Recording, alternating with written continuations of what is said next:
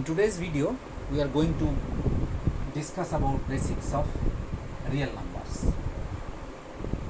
Actually, real analysis is all about the properties of real numbers, which resides on the real line denoted by R. We assume this to be extended to plus infinity to the right hand side and minus infinity to the left hand side.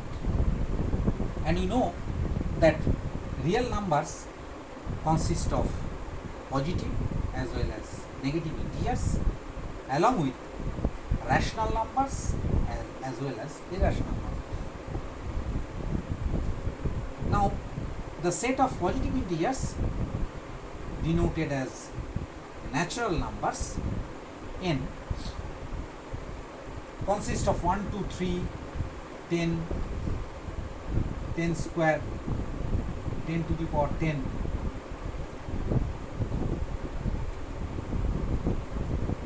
And this is a continuous process. Just like this, that adding 1 to this number, we get the immediate next number. So this is a continuum, and this is called countable infinite. And we assume the cardinality of this set to be aleph now. This is a Greek word. So this is infinite. There is no end to it. It is unbounded, but it is countable because we can number the members of this set. And obviously we have this symmetric set of Z minus, where we put minus 1, minus 2, minus 3 and all this. And these numbers actually originates from these 4 basic operations of addition, subtraction, multiplication and division, where of these 4, plus and multiplication, cross multiplication actually is 2 natural processes, and with respect to these 2 operations, the set of natural numbers is closed. But whenever we introduce this minus, we get this negative integers, and then whenever we introduce division, we have this rational number denoted by this q, which is denoted by this type of numbers with no common factors between p and q. With no common factors between p and q. This is a set of rational numbers. Okay? And then we have this set of irrational numbers consisting of root 2, root 3 as well as pi as well as e and many other. The recurring decimal points, all these are termed as irrational numbers. And these 4 type of categories makes this real line. And we are interested to learn about the properties of this real line. Now this pi and d are often termed as transcendental.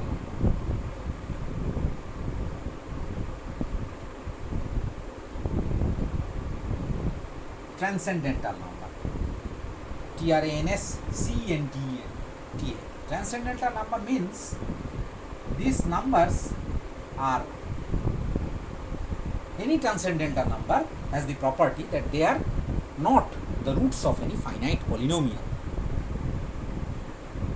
They involve infinite series. Okay?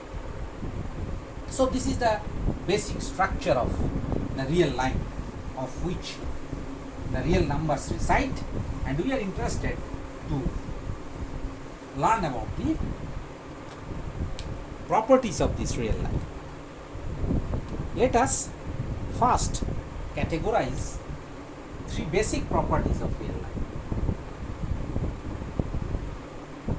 This real line R is ordered. What does it mean? It means that for all A and B in R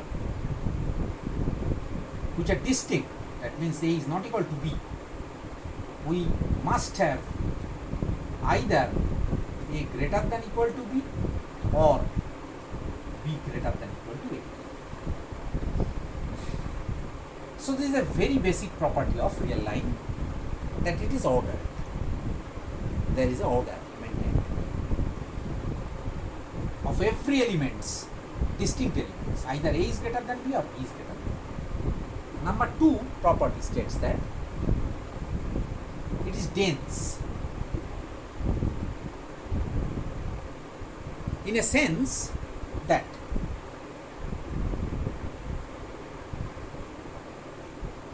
between any two real numbers,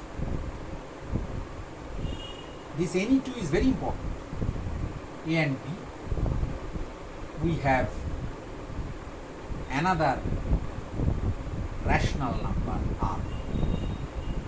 Okay? Between any two real numbers, they may be integer, they may be rational, they may be irrational, we have a rational number R. See, this is strictly greater than and strictly less than. So they lie in between A and B. A and B may be any number, however small, but they must be distinct, obviously. They must be distinct. Next comes the third axiom, which states the completeness property. What is completeness property or completeness axiom? It states that for any set of numbers, A is a set of real numbers, and we assume that A is bounded, then whenever it is bounded, it must have a least upper bound and a greatest lower bound. This is termed as supremum and this is termed as infimum. Let us explain a bit. Whenever we say that A is a set of real numbers which is bounded, it have actually two bounds. One is the upper bound and another is the lower bound. So we may assume that A is the lower bound and B is the upper bound for all the elements x in A. Okay? This line is clear? Of all the elements x in A, we have a lower bound, x is always greater than A, and upper bound, where x is always less than B. Now, if x is less than B, x will be less than B square, B plus 10, 2B, 10B, many numbers. And if x is greater than A, it will be greater than A by 2, it will be greater than A minus 2, it will be greater than A by 10, it will be greater than root a plethora of values. So we are interested in these two. Supremum, that means the least value, which is the upper bound, and the greatest value, which is the lower bound. So if this is infimum or greatest lower bound, and then if we reduce this A even by a smallest value epsilon, which is positive obviously, then this A minus epsilon is no longer a lower bound. Similarly, since this is, A is the greatest lower bound, so if we increase it by a small amount, then it will be not a lower bound, since this is the greatest lower bound. And since this is the least upper bound, if we decrease this B by this same small value, this will never be an upper bound. There will be x which is greater than B minus epsilon. Okay? And there will be x which is less than, there will be x which is less than A plus epsilon. So these are the three very basic properties which manifests the qualities of a real line. Next, we would like to say a few words about the cardinality of real line. Okay.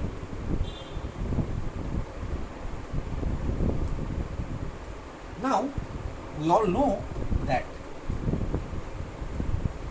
if F maps a set A to a set B, be a mapping, then we have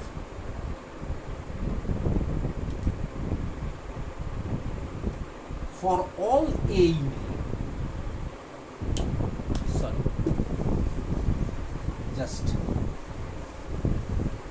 be a bit patient, there is a problem. Okay, now I hope I'll be able to write. Let us assume that F is a mapping from a set of real numbers A to a set of real numbers B. Then A and B are called numerical equivalent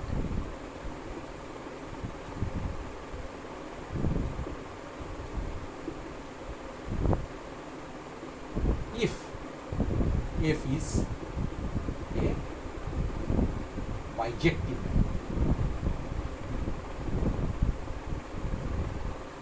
Okay,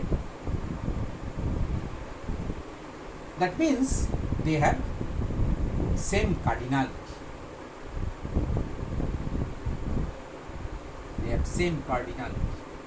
By cardinality we mean the number of elements in A and number of elements in B. So obviously when F is 1 1 and 1 2, they have same cardinality. Let us remember that 1 1 mapping means for all A1 not equal to A2, we have FA1 not equal to FA2, and this is 1 1 or injective, 1 1 or injective, while surjective means F of A is equal to A. This is onto or surjective, and whenever mapping is 1 1 and onto, that means both injective and surjective, it is called bijective, and bijective means A and B are numerically equivalent. Not only that, if there is a mapping F which maps A to B and it is 1 1 or injective, and if we have another mapping G which maps B to A and this is also 1 1, then also one can construct a bijective mapping from A to B and claim that A and B are numerically equivalent. This theorem is called Schroeder-Bernstein theorem. Okay, I am not going into the proof. It's interesting. If F maps A to B and it's 1 1, and if G maps B to A back,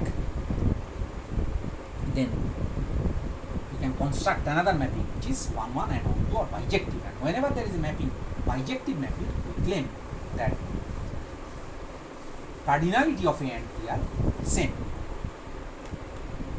Now let us talk about the cardinality of the real number. There is a magic. Why? Simply because you see that 1, 2, 3, 10 square, 10 to the power 10 and so on is the set of natural numbers having cardinality Aleph now. Okay, and then we have the set of rational numbers. The set of rational numbers can also be listed in this typical way. Okay, obviously one can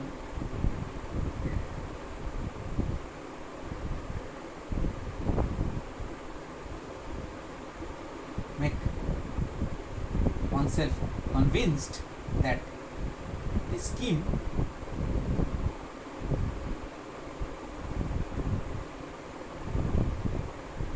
actually a Here you have 2 by 4, here you have, sorry, here 1 by 5, we have 2 by 5, we have 3 by 5 and 4.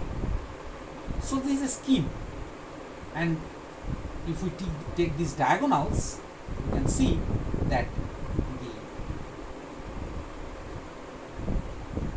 the sum of numerator and denominator along the diagonals is same.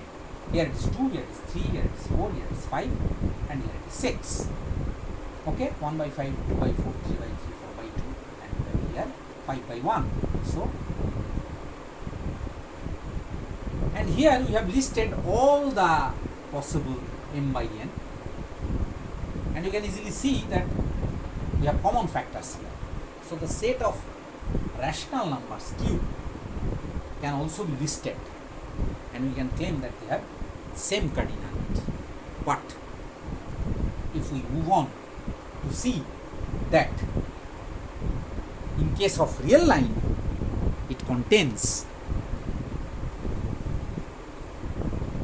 uncountable numbers. We shall first show that we have a mapping which is 1, 1 and on 2 from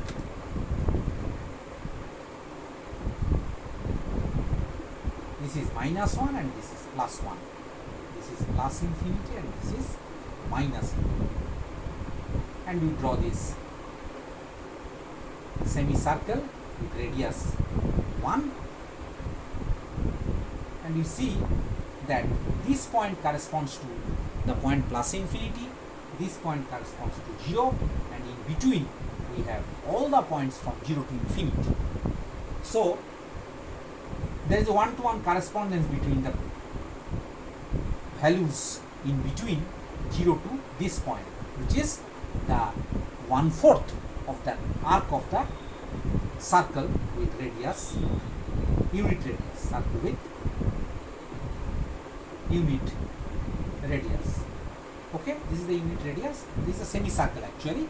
So the 2 pi r or 2 pi 1 will be divided by 2, and this is pi and this is pi by 2, and this arc length of pi by 2 has thus many points as 0 to infinity. We can construct this simple linear function also, which is 1, 1 and on 2 mapping from 0, 1 to a b. Can easily be perceived. To x equal to 0 we have a, to x equal to 1 we have to b, and this is a 1 to 1 on 2 mapping. So from this we can easily conclude that actually this interval or this interval is uncountable.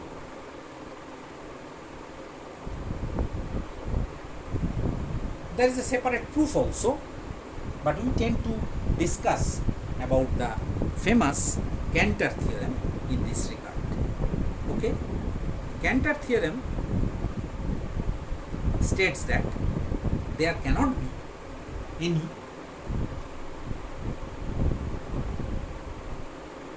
surjective mapping or onto mapping from a set to its power set. There cannot be any surjective mapping from a set to its power set.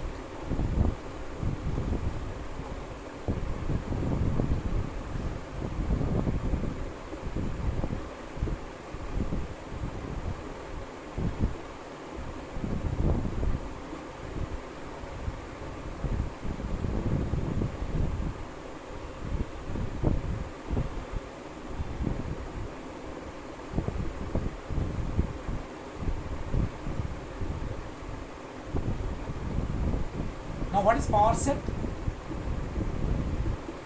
This is a collection of all subsets of A.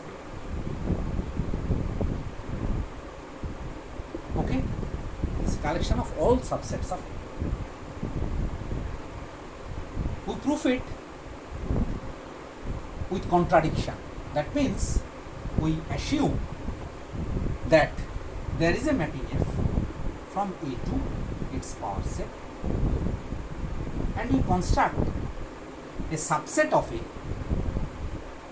such that it contains those elements of A for which A is not included in FA. Okay?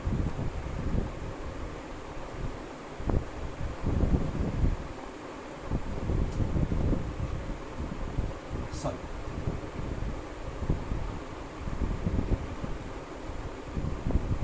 A is not a member of FA capital.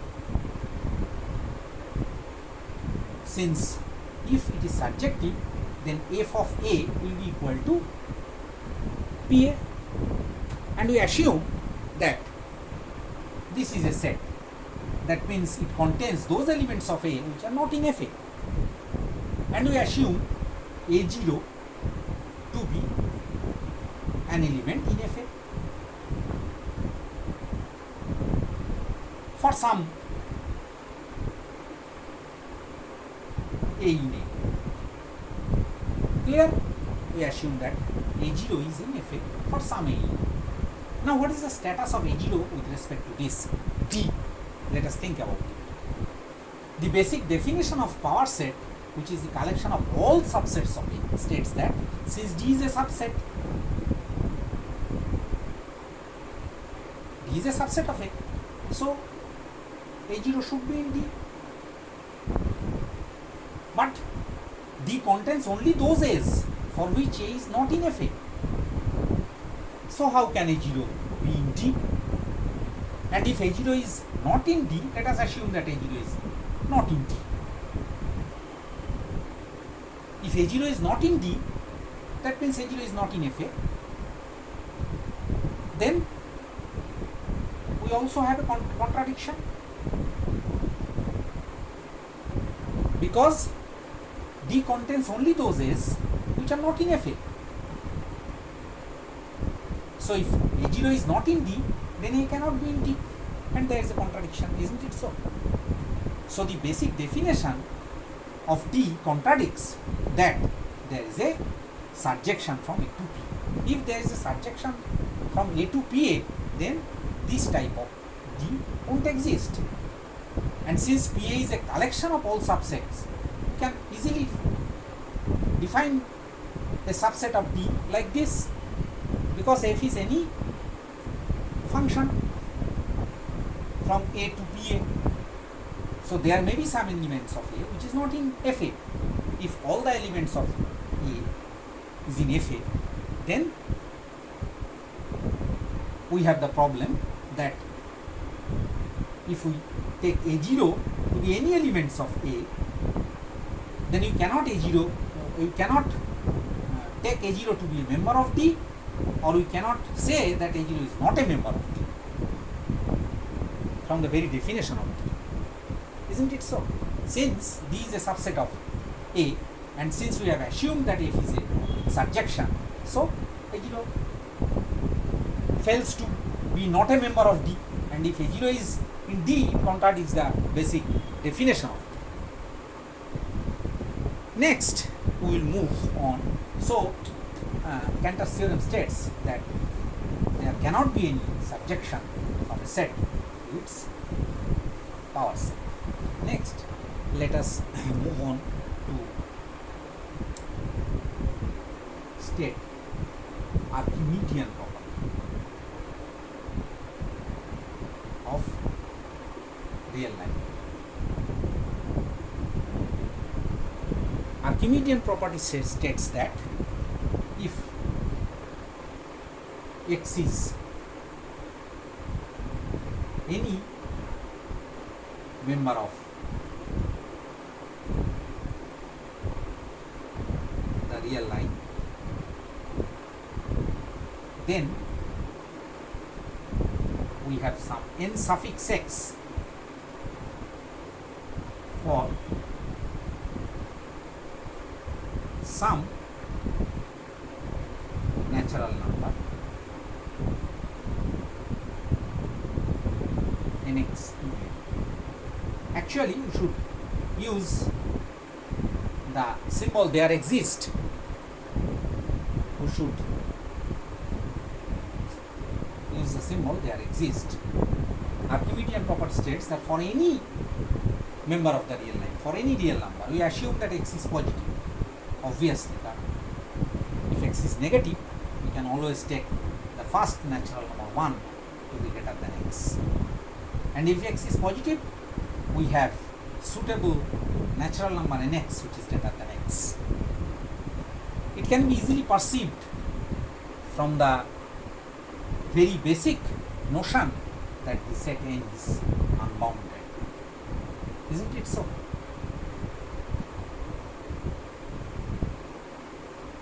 Since if there doesn't exist any nx for which n suffix x is greater than x, then this real number, which is any, will be the opposite to this, will be greater than nx for all natural number. So this cannot happen because it is unbounded. So this is very simple. Archimedean property is an inbuilt property, inherent property of the real line, and that is why it is very important. And this particular Archimedean property can be used to establish the denseness of the real line. The denseness of the real line. I just give a hint that if x and y are such that x is greater than y, then obviously x minus y is greater than 0. And then we have obviously n which is greater than x minus y, a natural